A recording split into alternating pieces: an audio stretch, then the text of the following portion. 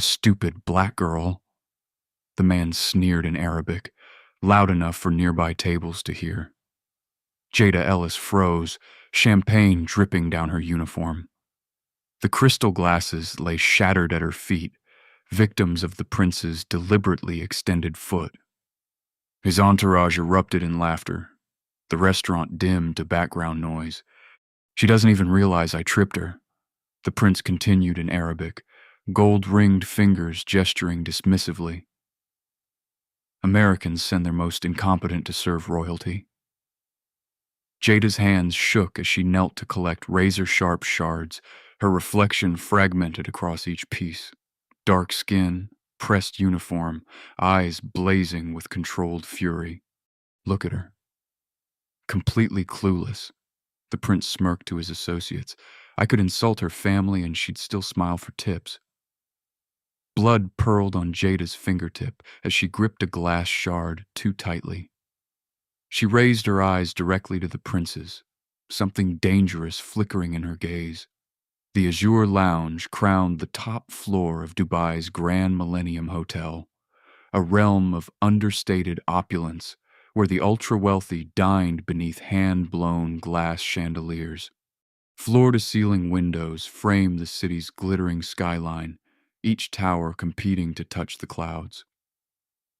Staff moved with practiced precision across Italian marble floors, their black uniforms a deliberate contrast to the cream and gold decor. Every detail signaled exclusivity. The crystal stemware imported from Vienna, the gold-rimmed plates, the custom chairs upholstered in silk. The maitre d', Mr. Karim Bashir, patrolled the dining room with the vigilance of a general. His silver-flecked beard and tailored suit projected authority as he ensured each table maintained the required atmosphere of privileged tranquility. Standards must never slip, he reminded staff during pre-shift meetings. Our guests pay for perfection. Tonight, the restaurant hummed with the discreet commerce of influence. Murmured business negotiations, political connections cemented over vintage wines, marriage arrangements discussed between families. Money was never mentioned directly, yet it underscored every interaction. Regular patrons understood the unwritten rules. No photographs, discreet conversation, and absolute deference from staff. The Azure's reputation rested on its ability to make the powerful feel untouchable. In one corner, tech entrepreneurs shared blueprints for the next digital revolution. In another, European diplomats whispered secrets behind menu covers. Near the piano, fashion royalty critiqued upcoming collections over truffle-infused delicacies. But tonight, all eyes occasionally drifted to the central table, a rounded booth where Prince Tariq Al-Mansour and his entourage had been seated. Their laughter, a touch too loud for the Azure's refined ambiance, created ripples of subtle disapproval across the restaurant. Jada Ellis hadn't planned on working at the Azure. Recently, she'd been researching her doctoral thesis on cultural crossroads, language as power in modern Middle Eastern diplomacy, at Columbia University. When her funding was unexpectedly cut, the prestigious waitstaff position at Dubai's most exclusive restaurant had seemed the perfect solution. Immersion in the culture she studied while earning enough to continue her research. In her late 20s, Jada already spoke 5 languages fluently. Arabic had been her first linguistic love, sparked by childhood neighbors in Brooklyn, a Lebanese family who treated her like their own daughter. By her teens, she'd mastered modern standard Arabic. During undergrad at Georgetown, she'd refined her skills in 4 major dialects, earning a reputation as a linguistic prodigy. Her professors hadn't understood her decision to pause academic life for service work. "You're wasting your talent," her advisor had warned during their last video call. "With your skills, you could be interpreting for diplomats, not serving them dinner." What they didn't understand was that Jada was still researching, observing how language revealed true character when speakers believed themselves unheard. Her notebook filled nightly with observations on how the wealthy and powerful spoke differently when they thought service staff couldn't understand. In her tiny studio apartment, minutes from the hotel by metro, Arabic poetry books lined the walls. Voice memos of dialectical variations played as she slept. Flashcards with obscure cultural references littered her desk. This wasn't just an academic pursuit, it was passion. Jada kept her linguistic abilities secret at work, presenting herself as a typical American expatriate, still struggling with basic Arabic phrases. The deliberate mispronunciations and confused smiles had become a carefully constructed mask. Sometimes you learn more by listening than speaking, her Lebanese neighbor, Mrs. Aboud, had taught her. When people think you don't understand, they reveal who they truly are. Tonight, as she changed into a fresh uniform after the champagne incident, Jada wondered how much longer she could maintain the charade. Prince Tariq Al-Mansour arrived flanked by 4 associates.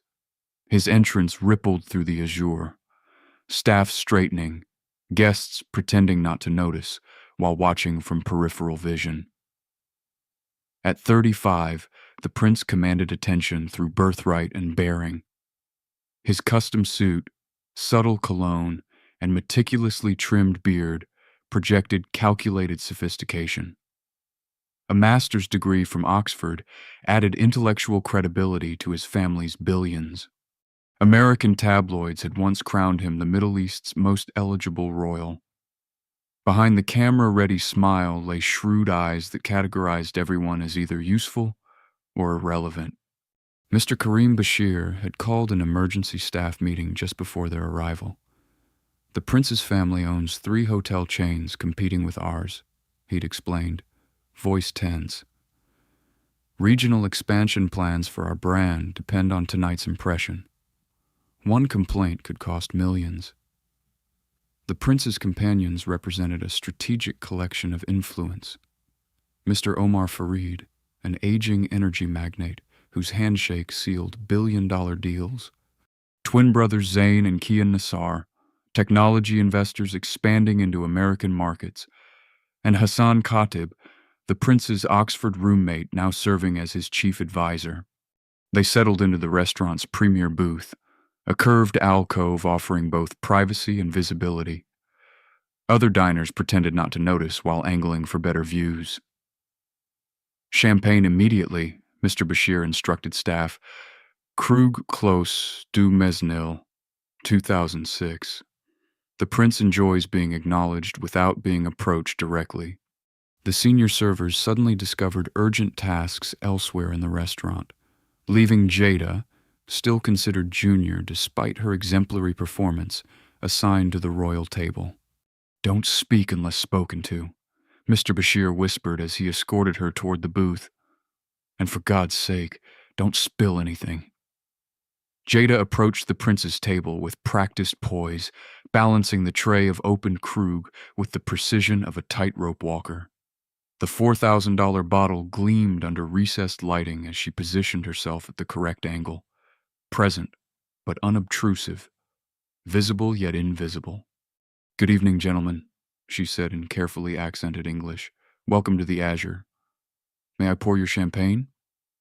Prince Tariq barely glanced up, flicking his fingers in affirmation without pausing his conversation with Hassan. His signet ring caught the light, an ancient family crest etched in gold. As Jada filled each flute with practiced efficiency, Mr. Omar Fareed studied her name tag. "Jada," he pronounced slowly. "American?" "Yes, sir." She smiled politely, maintaining the expected eye contact, brief enough to show respect, long enough to demonstrate attention. "How long have you been in Dubai?" he continued, his English crisp from decades of international business. Before she could answer, Prince Tariq interrupted in Arabic. "Why bother asking? These people rotate through like disposable napkins. One black American waitress is the same as the next." Jada's hand remained steady as she finished pouring, her expression unchanged despite understanding every syllable. "We'll begin with the caviar selection," Hassan instructed her in English, sliding the leather-bound menu aside without opening it. "And the chef should prepare his signature lamb. The prince doesn't waste time with menus." Jada nodded. "Excellent choices. Our beluga reserve is particularly exceptional tonight." As she turned to leave, Prince Tariq muttered to his companions in Arabic. At least they trained her to recommend the most expensive items. Perhaps not completely worthless after all. Subtle laughter followed her as she retreated toward the kitchen, her back straight, her steps measured. From across the restaurant, Mr. Karim Bashir watched anxiously, his fingers unconsciously adjusting his already perfect tie. Inside the kitchen's controlled chaos, Jada paused, took a single deep breath, then relayed the order to the executive chef with professional detachment, as if she hadn't just been reduced to a profitable commodity in a language she'd studied for years. The caviar service provided the prince's first opportunity for targeted disdain. As Jada arranged the mother-of-pearl spoons and crystal bowls with traditional accompaniments, Prince Tariq shifted to Gulf Arabic dialect, presumably adding another layer of privacy. "Americans have no understanding of true luxury," he commented to Zayn Nassar while watching Jada prepare the service. "Look how she handles the caviar, like feeding slop to animals." Jada continued her preparations, carefully measuring the perfect portion of the $800 per ounce delicacy. Her hands moved with deliberate grace, having practiced this presentation countless times. "The last time I was in New York," the prince continued, sampling the caviar, "I witnessed how they treat their own black citizens, and yet they lecture us about equality." The men nodded in agreement, comfortable in their assumed linguistic privacy. "This one is probably working here because nowhere in America would hire her," Keon added, eyes flicking over Jada's form as she arranged delicate blinnies on the plate. "Though I suppose she has certain physical attributes that must help." A fresh wave of laughter rippled through the group. Hassan, the advisor, contributed. "My cousin manages a hotel in London. Says American staff are the worst, especially the minorities. No respect for hierarchy." Jada's expression remained neutral, focused on the perfect presentation. Inside, her mind cataloged each comment with academic precision, noting dialectical variations, cultural prejudices, and status signaling behaviors. This was research material no textbook could provide. "Out there, girl." Prince Tariq switched to English, snapping his fingers. "The champagne is getting warm. Bring fresh bottles immediately." "Of course, sir. Right away." Jada's American accent was flawless, her subservience apparent. As she walked away, the prince reverted to Arabic. "Watch how long it takes. I bet she gets confused and brings the wrong vintage." Mr. Omar Farid, the oldest of the group, seemed less comfortable with the targeted mockery. "The service here is generally excellent," he noted, dabbing his lips with a linen napkin. "Excellence is relative," the prince replied. "When standards are low enough, mediocrity appears exceptional." From the service station, Jada monitored their champagne levels while arranging the replacement bottle in an ice bucket. Mr. Karim Bashir appeared at her side, anxiety evident in his lowered voice. "Is everything satisfactory?" "The prince's satisfaction is absolutely critical. They seem to be enjoying themselves," Jada answered diplomatically. "Good. Good." He adjusted his cuffs nervously. "Remember, the Azure's reputation rests on tonight's service." What neither of them said aloud was that Jada's job likely depended on it too. The lamb arrived pink-centered and fragrant with za'atar and sumac, a masterpiece of modern Middle Eastern cuisine. Jada presented each plate with sommelier-paired wines, describing the dishes in carefully simplified English. "Lamb with herbs and special sauce," she explained, deliberately understating the complex preparation. Prince Tariq smirked at his companions. How would you say this in Arabic? He asked Jada in English, his tone suggesting a trap. I'm sorry, sir. I only know simple Arabic words, she replied with practiced hesitation. Shukran, marhaba. The basics. The prince turned to his associates, switching to Arabic. As expected, they send us cultural ignorance on legs. This dish is lamb dan bi za'atar wa sumac, prepared in the traditional method of my grandmother's region, and she reduces it to lamb with herbs. Perhaps we should teach her, Hassan suggested with mock generosity, then addressed Jada in English. Say lamb dan. Lamb dan, Jada repeated, intentionally flattening the guttural consonants. The table erupted in laughter at her manufactured mispronunciation. Again, Prince Tariq commanded, phone now recording. Say Za'atar. Za'atar. She stumbled deliberately, watching his phone capture her orchestrated humiliation. This will be amusing to share, he commented in Arabic. American cultural imperialism personified. They expect the world to speak English, while remaining willfully ignorant themselves. The wine pairing provided fresh ammunition. When Jada described the Syrah's flavor profile, Prince Tariq interrupted. You're pronouncing it incorrectly, he stated coldly in English. It's not Shiraz, as Americans say. Show some respect for French tradition. I apologize, sir, Jada responded, though her pronunciation had been perfect.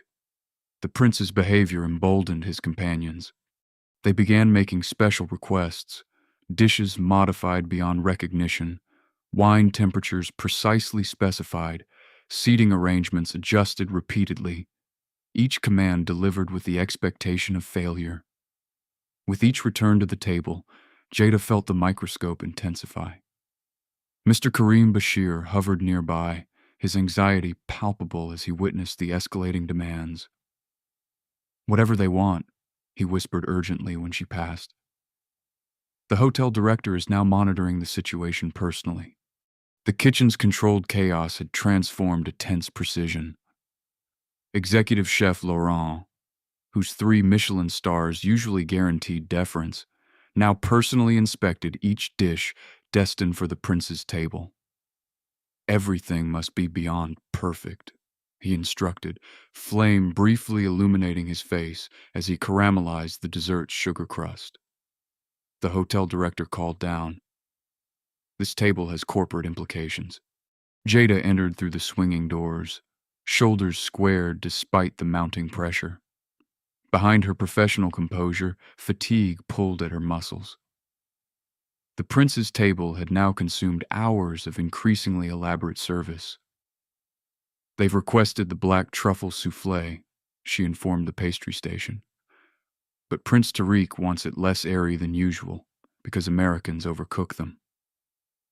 Chef Laurent's knuckles whitened around his ladle. The soufflé is perfectly balanced. It cannot be less airy and remain a soufflé. I understand, Jada replied quietly, but they're insistent. From across the kitchen, Marcus, a server with years of seniority, watched the exchange. I requested a section change when I saw them seated in mine, he admitted to Jada as she collected warm towels. Prince Tariq made my cousin cry when she served him in London. He's notorious. Most of the waitstaff suddenly needed breaks when they arrived, agreed Sophia, arranging Petty's fours. You're handling it remarkably well. The kitchen's solidarity provided momentary comfort. Even Chef Laurent, after his initial resistance, placed a perfected truffle soufflé on her tray. You have dignity, Jada, he said, uncharacteristically gentle. Some guests try to take that from staff. Don't let them. Mr. Karim Bashir pushed through the door, tension visible in his jaw. The Nassars are asking for you specifically now. Apparently, the prince finds your service entertaining. The kitchen fell silent, staff exchanging knowing glances. We've all experienced tables like this, Sophia whispered, adjusting the towels on Jada's tray. But you're stronger than most. As Jada prepared to return to the dining room, Chef Laurent added a small, exquisite chocolate, not ordered, not on the menu, to her tray. "A reminder," he said quietly. "We see your worth, even when guests do not." Hours into service, the prince's table had consumed multiple bottles of reserve wine, sent back perfectly prepared dishes, and created an invisible force field that other diners carefully navigated around. Their laughter had grown progressively louder, their demands increasingly arbitrary. Jada approached with coffee service, single-origin Ethiopian beans prepared tableside in traditional Jabina pots, her movements precise despite mounting exhaustion. "Your coffee, gentlemen," she announced, arranging the ornate copper vessels. Prince Tariq glanced at the presentation, then deliberately shifted his elbow. The movement sent his water glass toppling, liquid cascading across the table and onto his lap. His reaction was immediate and theatrical. "What incompetence!" he shouted in English, loud enough for nearby tables to turn. "You've ruined my suit." Jada stepped back, apologizing professionally despite having been nowhere near the glass when it fell. "I'm terribly sorry, sir. Let me bring towels immediately." The restaurant froze. Mr. Karim Bashir materialized instantly, profuse apologies flowing as he signaled frantically for assistance. As staff rushed to address the manufactured crisis, Prince Tariq switched to Arabic, voice lowered but perfectly audible to Jada. "This is what happens when you hire people based on diversity quotas rather than competence," he told his companions, dabbing at barely damp trousers. "An educated person, someone with actual intelligence, would never make such mistakes." His associates nodded in practiced agreement. "Americans export their failed social experiments everywhere," he continued, hiring unqualified minorities, then wondering why service suffers. Mr. Omar Farid, who had remained mostly silent during the escalating behavior, frowned slightly. Perhaps it was an accident. These things happen. "No," Prince Tariq responded sharply. "Incompetence happens when you place people in positions beyond their intellectual capacity. This girl probably struggles to follow basic instructions in her native language, let alone understand proper service." The words hung in the air as Jada returned with linen towels. She placed them on the table with steady hands, though something had shifted in her demeanor. A barely perceptible straightening of her spine, a momentary pause in her automatic deference. "Will there be anything else, sir?" she asked, her voice controlled. The prince's cold smile suggested he sensed the change. "We'll see." A heavy silence descended over the table as Jada carefully blotted the remaining moisture. The other servers had retreated, leaving her alone at the epicenter of tension. 20 feet away, Mr. Karim Bashir hovered anxiously, phone pressed to his ear, undoubtedly briefing hotel management about the incident. Prince Tariq leaned back, examining Jada with the detached curiosity of someone studying an insect under glass. His companions watched expectantly, attuned to his mood shifts from years of proximity to power. "Tell me," he said in English, voice pitched to carry to nearby tables, "do they really let anyone become a server in America these days? No standards at all." The question hung in the air, a public challenge designed to humiliate. Other diners glanced over, then quickly away, unwilling to witness someone else's degradation. In that crystallized moment, something shifted behind Jada's eyes. Years of language study, a doctoral thesis nearly complete, research that could transform understanding of cultural diplomacy. And here she was, being deliberately diminished by a man who assumed her silence meant ignorance. Mrs. Aboud's voice echoed in her memory. "Your knowledge is armor they cannot penetrate. Your education is power they cannot take." Jada completed drying the table, movements unhurried yet precise. She gathered the damp linens, folded them with methodical care. When she finally straightened, Her posture had subtly transformed. No longer the deferential server, but a woman standing her full height. "Would you prefer I bring the dessert menu now?" she asked in English, her tone professionally neutral. "Or perhaps I could suggest the chef's special baklava with Tahitian vanilla bean ice cream. It's particularly excellent tonight." The prince scoffed, turning to his companions. He switched to classical Arabic, the formal dialect of literature and academia. Why bother with suggestions? Her kind can barely comprehend simple concepts, let alone appreciate the subtleties of fine dining. Jada took a measured breath, squared her shoulders, and made her decision. "In fact, Your Highness," Jada responded in flawless classical Arabic, her pronunciation refined by years of devoted study. "The baklava incorporates a rosewater syrup technique from your grandmother's native region, a subtle nod to traditional Najdi preparation methods rarely found outside Saudi Arabia." The transformation at the table was immediate and absolute. Hassan froze with his coffee cup suspended midair. The Nassar brothers exchanged stunned glances. Mr. Omar Farid's eyebrows rose in undisguised surprise. Prince Tariq's expression shifted from shock to disbelief to carefully controlled anger, all within seconds. "You speak Arabic," he stated flatly, switching to English as if to re-establish control. Jada continued in classical Arabic, her vocabulary sophisticated and precise. "I do, Your Highness. I'm completing my doctoral research at Columbia University on dialectical variations across the Arabian Peninsula and their impact on diplomatic communications. My focus includes the historical evolution of status indicators in language from pre-Islamic poetry through contemporary business negotiations." The silence deepened. Nearby diners, sensing a dramatic shift, glanced curiously toward the table.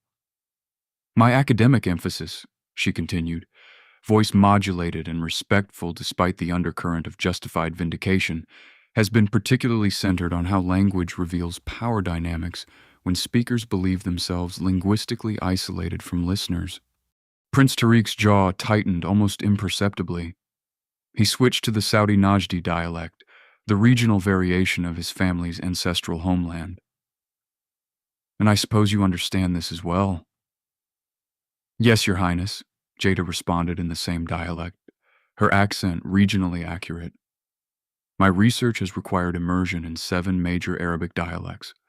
The Najdi dialect's preservation of classical triliteral root structures fascinates me, particularly in how it maintains linguistic connections to ancient poetic traditions." Hassan cleared his throat uncomfortably. The Nassar brothers studied their dessert plates with sudden interest. Only Mr. Omar Farid seemed slightly amused, a ghost of appreciation flickering across his features.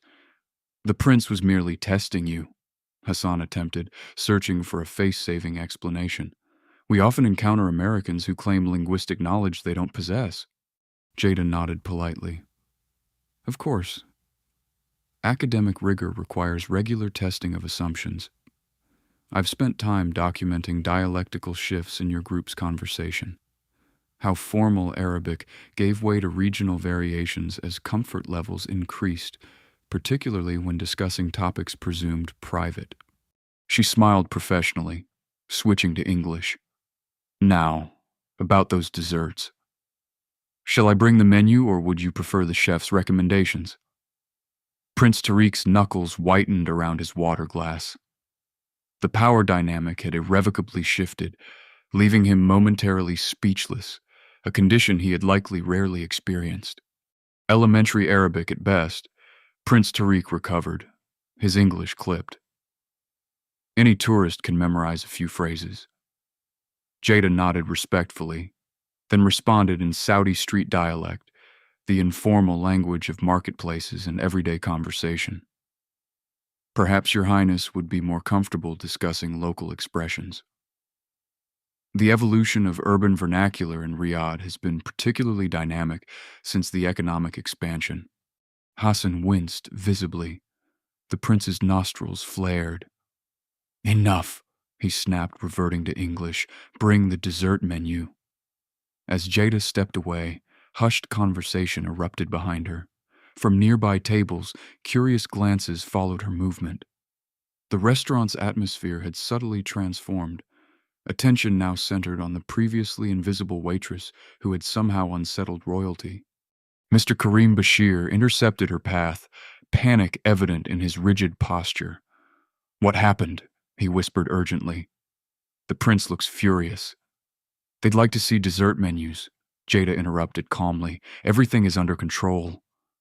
Confusion battled with anxiety across the maitre d's face. "Cultural misunderstanding," she offered diplomatically. "Resolved now."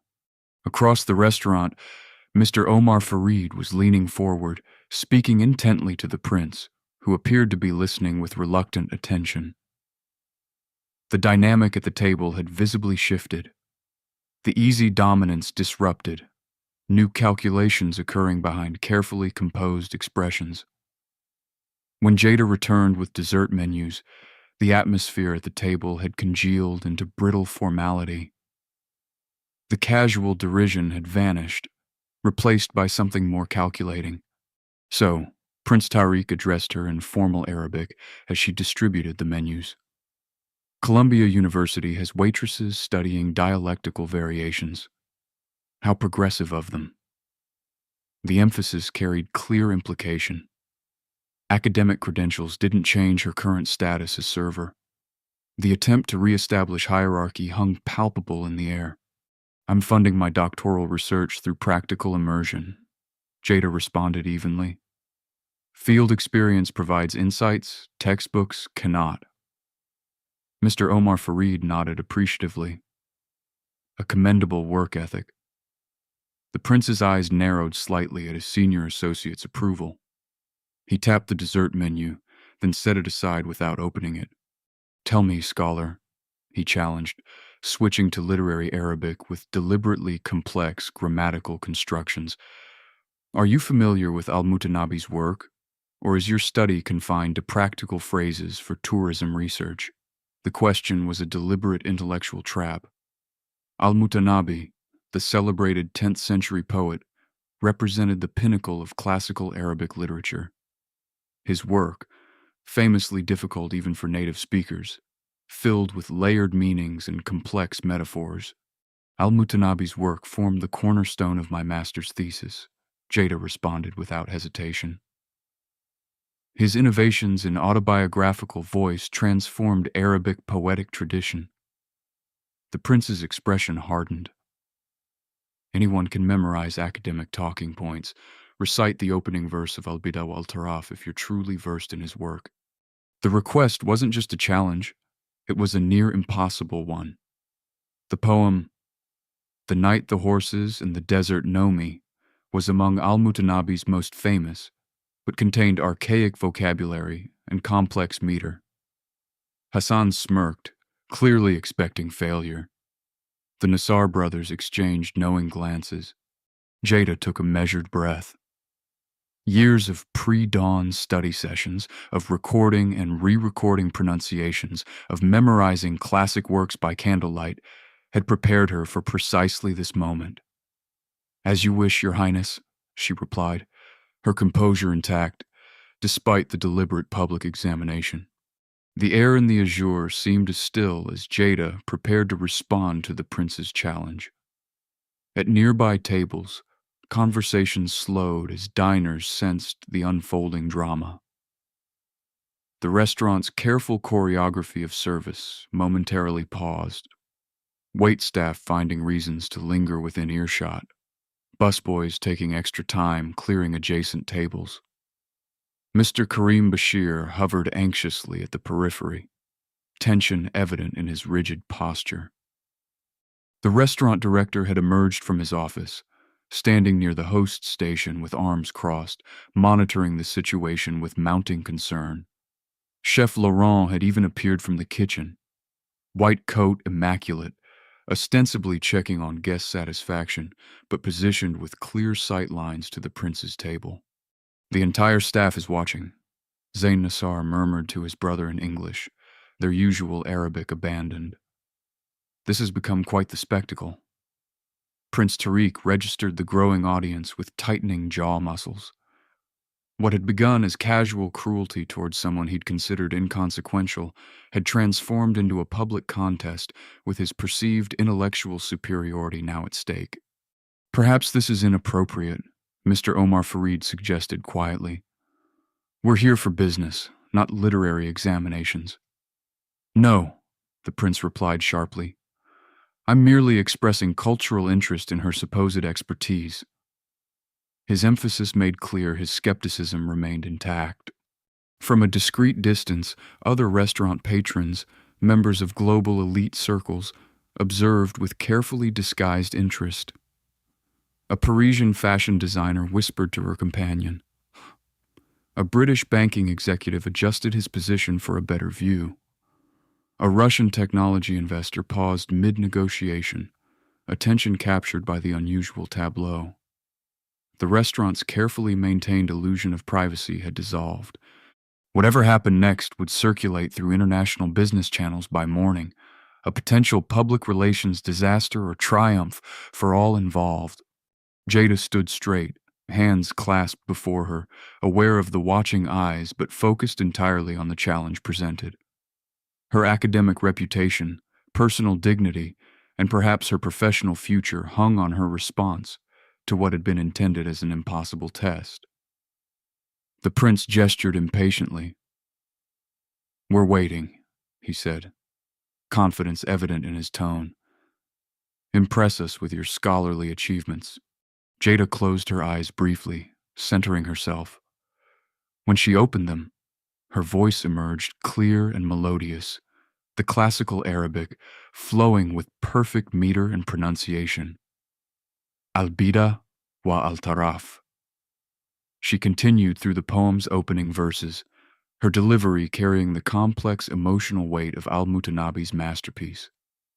The ancient words, speaking of night, horses, desert, sword, and pen, filled the Azure's modern opulence with unexpected gravitas. When she finished, silence held the room. Even those who didn't understand Arabic recognized the authenticity of her recitation. Prince Tariq's expression flickered between disbelief and grudging recognition. He hadn't expected actual knowledge, merely the opportunity to expose pretension. An impressive party trick, he conceded coldly. But context and meaning matter more than memorization. What does al-Mutanabi mean when he writes of a saber myth is Mormadak?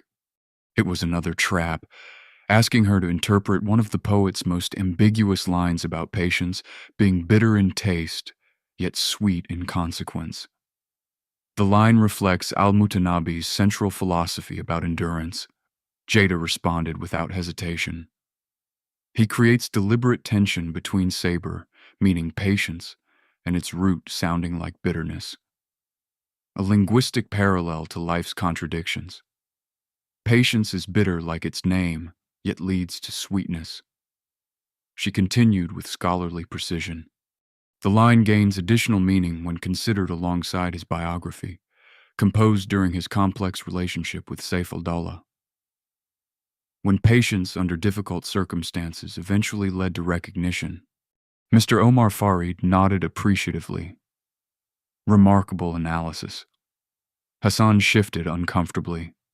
The Nassar brothers exchanged glances, their earlier mockery conspicuously absent. Prince Tariq's fingers drummed once on the table, the only outward sign of his frustration.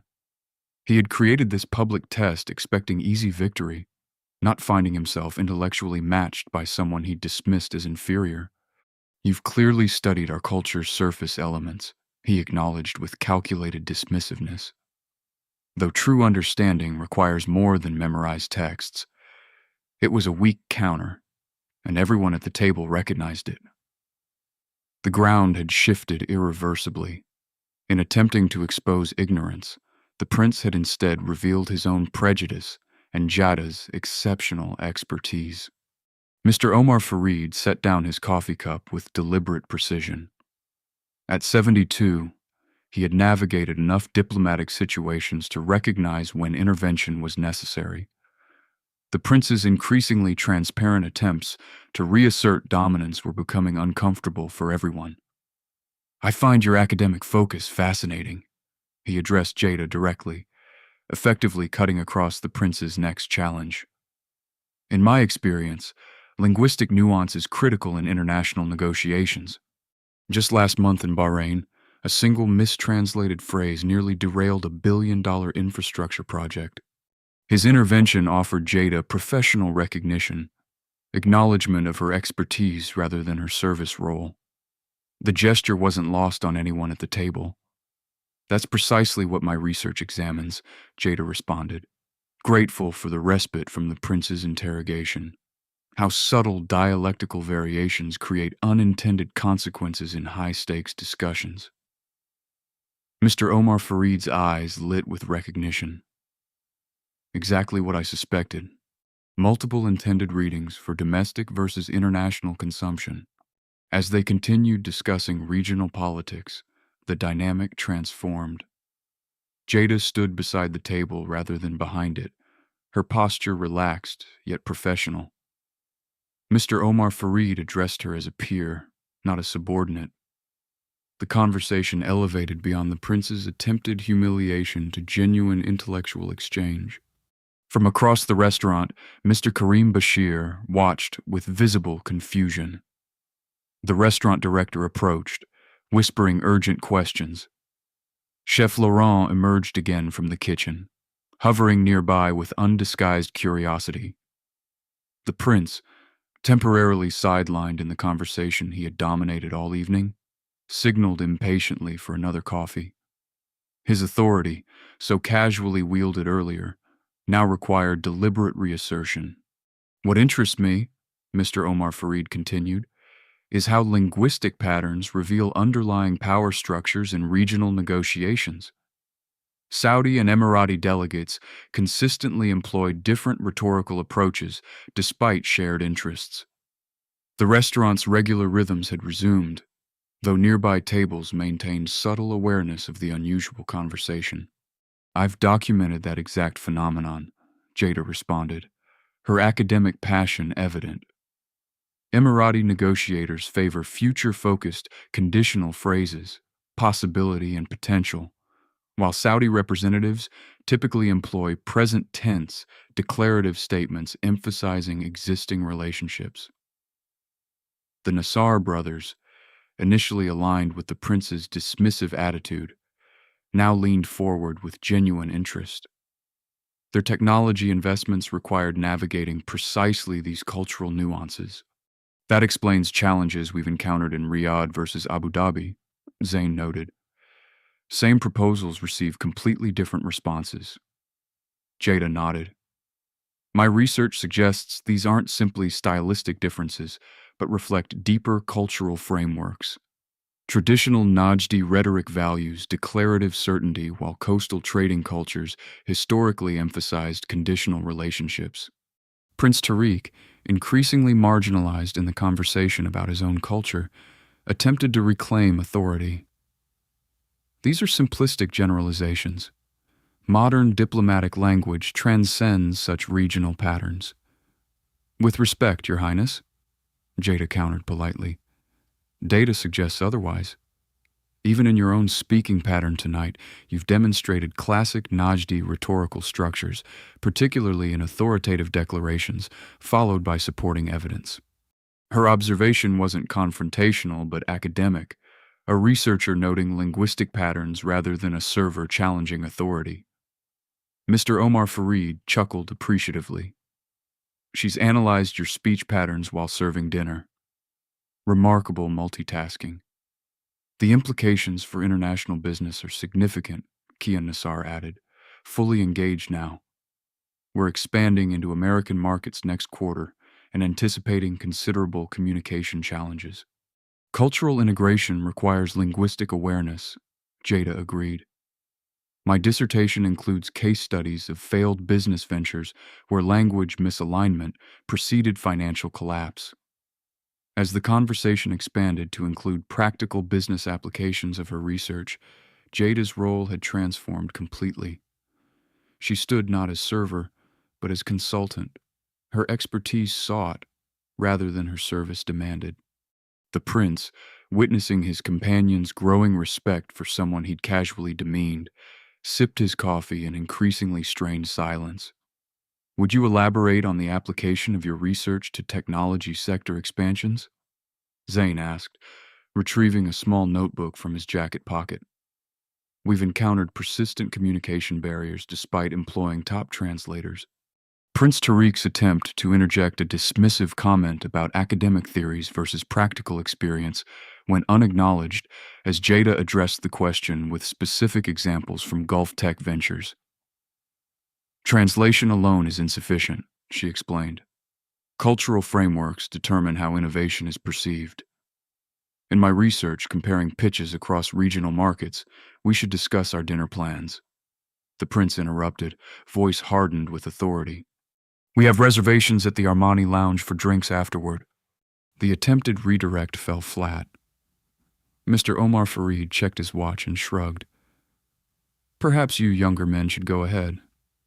I find this conversation more valuable than another evening of cocktails. Hassan, still aligned with the prince, nodded obediently. Of course, we should maintain our schedule. But the Nassar brothers hesitated, clearly torn between established hierarchy and unexpected intellectual opportunity. Perhaps another 15 minutes, Kian suggested cautiously. Miss Ellis's insights are directly relevant to our expansion strategy. The prince's jaw tightened as he recognized his diminished control.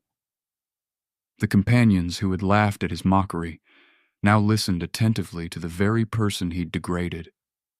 Power had shifted subtly but unmistakably, leaving him peripheral to a conversation centered at his own table. As the intellectual exchange continued, other diners at the Azure completed their meals and departed. The restaurant's typical turnover slowed around the prince's table.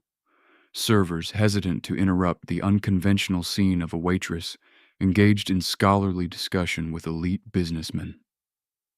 Mr. Omar Fareed glanced at his watch, then made a decision.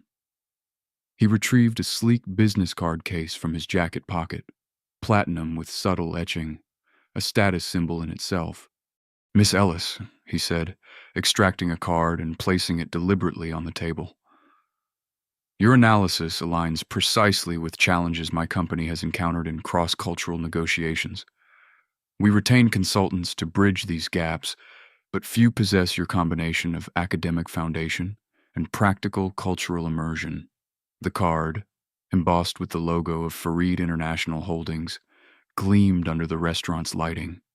Its presentation wasn't merely a networking gesture, but a formal acknowledgement of professional value. I would be interested in discussing how your research might benefit our operations, Mr. Omar Fareed continued, perhaps as an advisory consultant while you complete your doctorate. The offer hung in the air, unexpected professional recognition materializing from what had begun as deliberate humiliation. Around the table, reactions varied visibly. The Nassar brothers calculating potential competitive advantages. Hassan maintaining diplomatic neutrality. Prince Tariq barely concealing his displeasure. I'm honored by your interest, Jada responded professionally, not reaching for the card prematurely. My research specifically addresses communication failures in high-stakes international ventures. Precisely what multinational corporations require, but rarely find, Mr. Omar Fareed agreed. Academic expertise combined with practical cultural fluency. He turned to include his companions. Consider how often translation issues have complicated our joint ventures.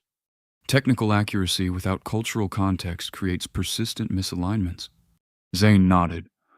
Last quarter's Singapore negotiation nearly collapsed over precisely such misunderstandings. My team will provide your contact information to Miss Ellis. Mr. Omar Fareed continued smoothly. Perhaps an initial consultation when your schedule permits.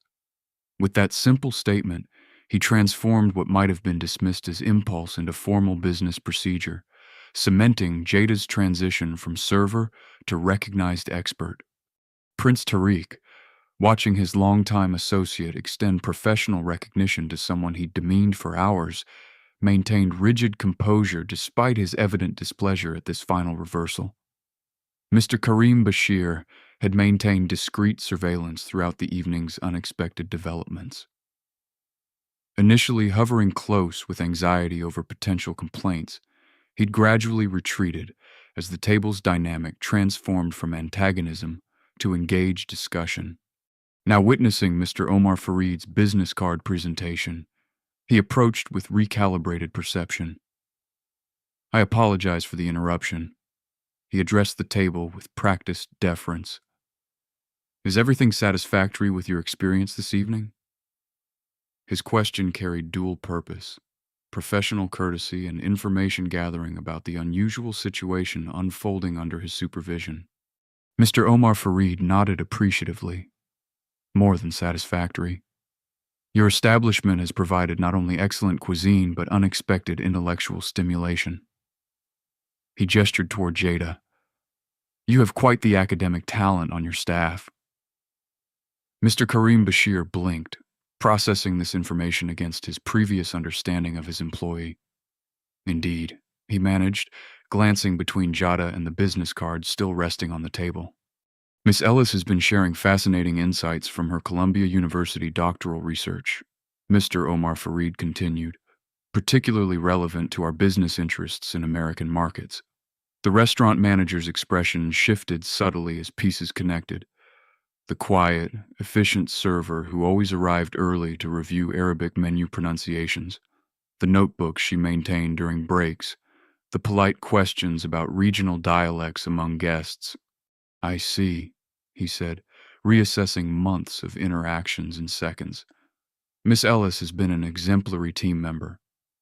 Prince Tariq, seizing opportunity to reassert influence, interjected coolly, though perhaps her academic pursuits have divided her professional attention. The implied criticism hung briefly before Mr. Omar Fareed countered. On the contrary, her practical experience here clearly enhances her research, a commendable dedication to comprehensive understanding. The exchange wasn't lost on Mr. Karim Bashir, whose career had been built on reading power dynamics among wealthy patrons. He made a rapid calculation regarding which opinion carried greater weight. "The Azure has always valued staff with diverse talents," he offered diplomatically. "Perhaps we should consider how Miss Ellis's expertise might enhance our guest experience program." It was a public acknowledgement of value, small but significant in the hierarchical world of luxury hospitality. The manager, who had earlier prioritized the prince's comfort above employee dignity, now recognized previously invisible professional worth. Around the restaurant, other staff members observed the interaction with undisguised interest. The kitchen team, led by Chef Laurent, had created excuses to emerge from their domain, watching their colleagues' transformation from dismissed server to recognized expert.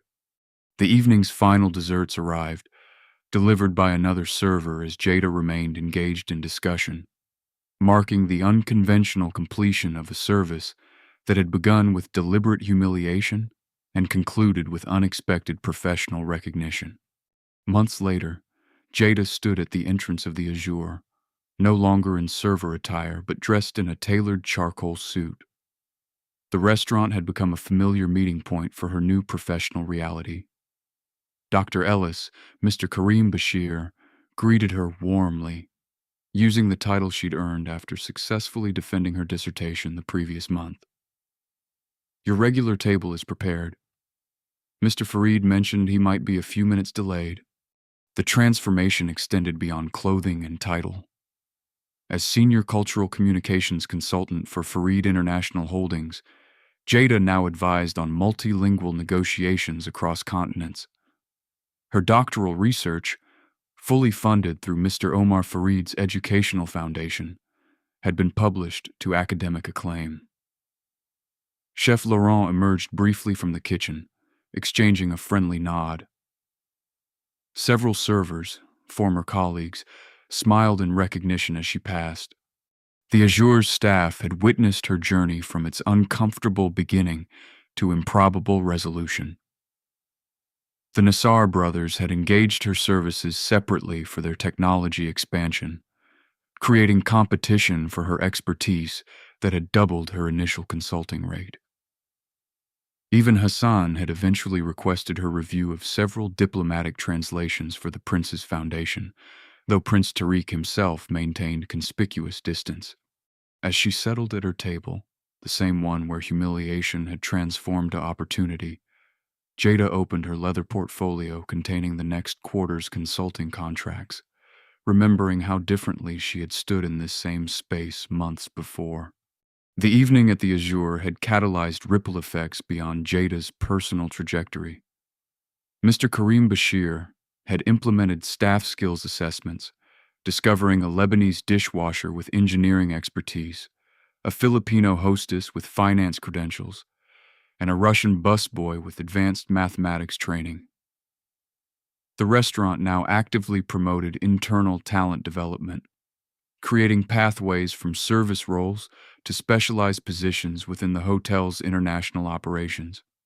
Mr. Omar Fareed had initiated industry discussions about hidden talent recognition across his corporate holdings, challenging assumptions about capability based on visible roles.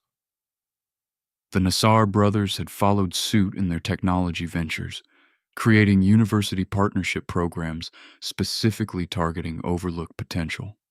For Jada, the experience had refined her research focus to practical applications, how organizations systematically overlook multilingual talent and cultural expertise among employees considered auxiliary to core operations.